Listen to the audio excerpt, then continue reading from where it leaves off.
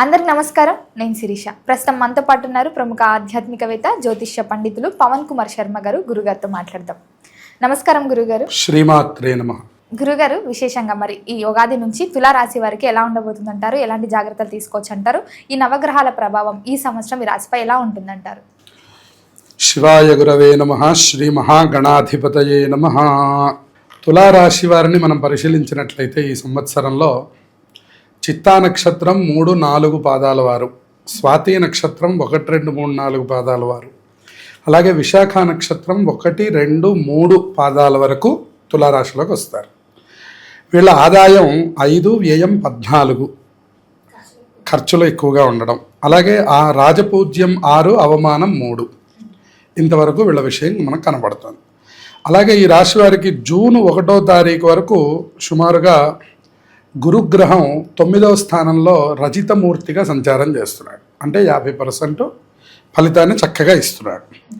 అలాగే తర్వాత జూన్ 2 నుంచి 10వ స్థానంలోకి వచ్చి చక్కగా వచ్చే స్థితిని బట్టి ఆయన తామ్రమూర్తిగా ఉన్నారు. అంటే 30% మాత్రమే ఫలితాన్ని ఇస్తూ ఉన్నాడు. మరి ఉచ్చ స్థితిని 10వ స్థానంలో పొందడం వల్ల వీళ్ళకి మంచి యోగాలే కనపడుతున్నాయని చెప్పాలి. అలాగే ఉద్యోగాదుల్లో మంచి అభివృద్ధి కనపడడం, సాంఘికంగా మంచి గుర్తింపు రావడం, ప్రజలలో మంచి గౌరవం పెరగడం, అలాగే వృత్తి విషయాల్లో వాటిల్లో భావోద్వేగాలు పొందుతూ ఉండడం, ఉద్యోగస్తులకు వేతనాది విషయాలలో కొద్దిగా అంటే ఉత్తమమైనటువంటి వేతనం పెరగడం, అలాగే ఇంక్రిమెంట్లు బాగా రావడం, వృత్తి విషయాల్లో కూడా ముందు అంజలో ఉండడం, వీళ్ళకి కీర్తి, అలాగే విదేశీ ప్రయాణం ఎవరు అనుకుంటున్నారో వాళ్ళకు కూడా మంచి యోగం కనబడుతూ ఉండడం, అలాగే రాజకీయ పరంగా మనం గమనించినట్లయితే కొద్దిగా ఆందోళన కనబడేటటువంటి అవకాశం ఉంది శని యొక్క ప్రభావం చేత. కోర్టులు, లిటిగేషన్, న్యాయపరమైన అంశాల్లో వీళ్ళకి విజయం లభించబోతుంది అని చెప్పాలి.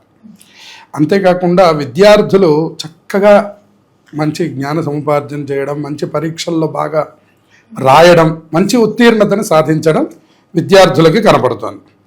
అలాగే వ్యక్తిత్వపు పోటీలు వచ్చినప్పుడు తులారాశి వారే ముందు ఉంటున్నారు. అంటే మంచితనం అనేటటువంటి ప్రదర్శించడంలో వీళ్ళు కొద్దిగా ముందు అందు. అలాగే వక్రం అన్నాడు. వక్రం అంటే మనం మాట్లాడేటటువంటి విషయాలు, ఆ విషయాల్లో ఎవరైతే ఉన్నారో వాళ్ళు కూడా మంచిగా రాణిస్తారు. అంతేకాకుండా దూర ప్రయాణాలు కలిసి వస్తాయి, దూర ప్రయాణాలు చేయవచ్చు. రెండవది సామాజికంగా కెరియర్ పరంగా కూడా అభివృద్ధి కనపడుతుంది. బయట కీర్తి ప్రతిష్టలు వస్తున్నాయి, సెల్ఫ్గా కూడా మంచి అభివృద్ధి కనపడుతుంది. కోర్టు అధికారులకు, న్యాయవాద వృత్తుల వారికి మంచి లావాదేవీలు రావడం, కేసులు రావడం, వాటిల్లో విజయాన్ని పొందడం, పేరు పెరగడం లాంటి అభిప్రాయాలు కనపడుతున్నాయి. శని సంచారం వలన అనుకూలంగా ఉండడం వల్ల శుభకార్య నిర్వహణ వాళ్ళ ఇంట్లో కనపడుతుంది. అంతేకాకుండా భూ గృహ స్థిరాస్తులు వృద్ధి చేస్తారు. అలాగే అన్ని విషయాలు చక్కగా సొంత ఇల్లు కొనుక్కోవడం, లేదా ఫ్యూచర్ ప్లాన్లతో స్థలాలు అవి కొనిపెట్టుకోవడం లాంటి శుభమైనటువంటి కార్యాలు కనపడుతున్నాయి. ధనలాభం బాగా ఉంది. వృత్తి వ్యాపారాలు, ఉద్యోగ విషయాల్లో క్రమశిక్షణతో నడుచుకుంటే శని బాధలు ఉండవు. మనం ఇది ప్రతిసారి చెప్తూ ఉన్నాం, ప్రేక్షకులు చక్కగా గమనించండి.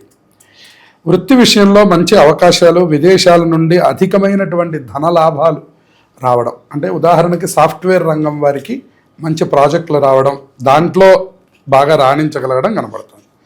అలాగే రుణాల చెల్లింపుకు కూడా ఇది అనుకూలమైనటువంటి కాలం.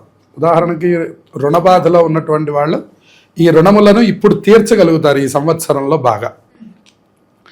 అంతేకాకుండా నిర్మాణ రంగంలో ఉన్నటువంటి వాళ్ళు, అంటే ఈ సివిల్ వర్క్, ఇనుము, స్టీలు, గ్రానైటు లాంటి వ్యాపారాలు చేసేటటువంటి వాళ్ళు, వాళ్ళకు కూడా వ్యాపారము బాగుంది. ఆ పనులు చేసే వాళ్ళకు కూడా మంచి లాభాలు కనపడుతున్నాయని చెప్పుకోవచ్చు.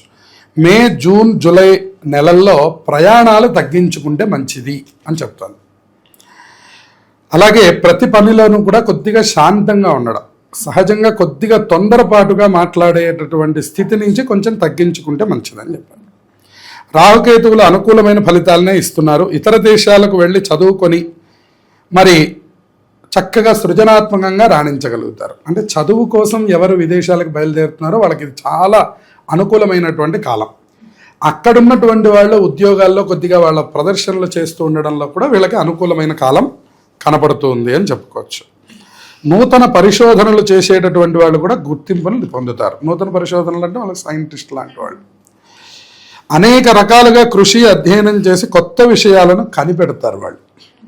అంతేకాకుండా సంతానం పరంగా సామాజికంగా కొద్దిగా కీర్తి ప్రతిష్టల్ని వింటూ ఉంటారు. అంటే సంతానం పరంగా కొద్దిగా వాళ్ళకి పేరు వస్తుంది. మీ అబ్బాయి చాలా మంచి పొజిషన్లో ఉన్నాడు, మీ కూతురు మంచి ఉద్యోగంలో ఉంది అనే సంతానం పొగడ్తలు ఏవైతే ఉన్నాయో వాటిని కూడా అనుభవిస్తారు. వ్యాపారస్తులకి మంచి ఆశించిన ఫలితాలు లభిస్తూ ఉన్నాయి. అలాగే మిరియాలకు సంబంధించినటువంటి వాళ్ళు, అంటే మిర్చి రంగానికి సంబంధించి పంటలు ఏవైతే ఉన్నాయో వాళ్ళందరికీ కూడా మంచి లాభదాయకంగా ఉండబోతుందని చెప్పుకోవచ్చు. డిసెంబర్ నెలాఖరు నాటికి వృత్తి వ్యాపారాల్లో కొద్దిగా మార్పులు కలగవచ్చని చెప్తున్నారు. ఇక మిగిలిన కలప వ్యాపారస్తులకి వాళ్ళకి కూడా అధికంగా లాభాలు రావడం, అలాగే కళాత్మక రంగాల్లో ఉన్నటువంటి వాళ్ళు, అలాగే సామాజిక మాధ్యమాల్లో పనిచేస్తున్నటువంటి వాళ్ళకు కూడా పేరు ప్రతిష్టలు లభిస్తూ ఉన్నాయి. ఆదాయం అనుకున్నంత మేరకు లభించడం లేదు, కానీ కీర్తి ప్రతిష్టల వల్ల మాత్రం వాళ్ళు సంతోషాన్ని పొందుతున్నారు. అన్ని విధాలా వీళ్ళకి అనుకూలమైనటువంటి కాలం నడుస్తోంది. 70% వీళ్ళకి అనుకూలం తులారాశి వారికి కనపడుతుంది. మరి ఈ ఏడాదిలో పెట్టుబడులు పెట్టొచ్చు అంటారా? చక్కగా పెట్టవచ్చు. వ్యాపారం మంచి అభివృద్ధి దిశగా సాగుతుంది. ఎప్పుడైతే జూన్ 31 లోపల, జూన్ నెల కంటే ముందు పెట్టేటటువంటి పెట్టుబడులన్నీ వీళ్ళకి మంచి లాభాలని తెచ్చిపెడతాయి. మరి ఆరోగ్యపరంగా ఎలా ఉంటుందంటారు? ఎలాంటి జాగ్రత్తలు తీసుకుంటే బాగుంటుందండి? ఆరోగ్యపరంగా వీళ్ళకి జూలై 26 దగ్గర నుంచి కొద్దిగా డిసెంబర్ నెల మధ్యలో ఉన్నటువంటి కాలం మాత్రం కొద్దిగా అనారోగ్య సూచితంగా చూపిస్తూ ఉన్నది. ఎప్పుడు అటువంటి సమస్య వచ్చినా శని భగవానుడికి సంబంధించినటువంటి స్తోత్రములు చేయడం, అలాగే శాంతి జరిపించుకోవడం, శనివారం నియమాలు పాటిస్తే శుభాలు జరుగుతాయి. మరి గురుగారు, ముఖ్యంగా ఈ ఏడాదిలో వీరికి కుటుంబ వాతావరణం ఎలా ఉంటుందంటారు? కుటుంబ వాతావరణంలో మంచి అనుకూలాన్ని పొందబోతున్నారు. ఎందుకంటే శని యొక్క యోగం చాలా బాగుండడం వల్ల అభివృద్ధి దిశగా వీళ్ళు నడవడం, కుటుంబంలో కూడా అభివృద్ధి కనపడడం, దానివల్ల వీళ్ళ ఆనందాన్ని పొందడం అనేటటువంటిది చక్కగా కనపడుతుంది. విశేషంగా జూన్ నెల తర్వాత కుటుంబ వాతావరణంలో అన్నీ సెట్ చేసుకోవడం, కొత్త వస్తువులు కొనుక్కోవడం, ఆనందాన్ని అనుభవించడం జరుగుతుంది. మరి కలిసి వచ్చే రోజులు ఏంటంటారు? ప్రధానంగా బుధ శుక్ర శనివారాలు వీళ్ళకి పూర్తి అనుకూలమైనటువంటి వారములుగా చెప్తూ ఉన్నారు. ఆ రోజుల్లో చేసేటటువంటి ఏ పనైనా వీళ్ళకి విజయాన్ని తెచ్చిపెడుతుంది. మరి ఈ సంవత్సరంలో వీరికి కలిసి వచ్చే సంఖ్య ఏంటంటారు? వీళ్ళకి అదృష్ట సంఖ్య 6. అలాగే 6తో మొదలు పెట్టడం కానీ, 6తో పూర్తి చేయడం కానీ, 6తో గనక వీళ్ళు ముడిపడి ఏ పని చేసినా అది వీళ్ళకి మంచి శుభయోగాలను అనుగ్రహిస్తుంది. మరి ఎవరైతే ఉద్యోగస్తులు గవర్నమెంట్ జాబ్స్ కోసం ట్రై చేస్తున్నారో ఈ సంవత్సరంలో గవర్నమెంట్ జాబ్స్ వచ్చే అవకాశాలు ఉన్నాయి అంటారా? పూర్తిగా ఉన్నాయి. ఎక్కువగా ప్రయత్నం చేయవలసి వస్తుంది. జూన్ నెలలో బాగా పుష్కలంగా ఆ స్థితి కనపడుతూ ఉంది. జూన్ నెల నుంచి జూలై నెల మధ్య వరకు ఉన్నటువంటి కాలం గవర్నమెంట్ ఉద్యోగాదులకి మంచి అనుకూలమైనటువంటి కాలం. ఆ సమయంలో ప్రయత్నించవచ్చు. మరి అన్ని రంగాల వారిని పరిశీలిస్తే ప్రథమార్థం బాగుంటుందంటారా, ద్వితీయార్థం బాగుంటుందంటారా? ఎక్కువగా ప్రథమార్థం బాగుండడానికి అవకాశం కనపడుతోంది. ద్వితీయార్థంలో శని వక్రం వల్ల కొంత అనుకూలం అనేటటువంటి తగ్గుతూ ఉన్నది. కాబట్టి అన్ని రంగాల వారికి జూను నెల వరకు ఉన్నటువంటి కాలం మాత్రం చాలా దివ్యంగా ఉంది. గురుగారు, మరి ఈ ఏడాదంతా ఇంకా బాగుండాలంటే ఏ దైవాన్ని పూజించొచ్చు అంటారు? ఎలాంటి పరిహారాలు చేసుకుంటే బాగుంటుందంటారు? వీళ్ళు నిత్యము కూడా దుర్గాదేవి అలాగే సుబ్రహ్మణ్యుణ్ణి గనక స్మరిస్తూ ఉన్నట్లయితే సమస్త శుభాలు కలుగుతాయి. దగ్గరలో ఉన్నటువంటి వెంకటేశ్వర స్వామి ఆలయాన్ని ప్రతి శనివారం దర్శించండి, శుభయోగాలు కలుగుతాయి. గురుగారు, మొత్తం మీద ఈ సంవత్సరంలో తులారాశి వారికి ఎలా ఉంది, ఎలాంటి జాగ్రత్తలు తీసుకోవాలో తెలియజేసినందుకు ధన్యవాదాలు. శుభమస్తు.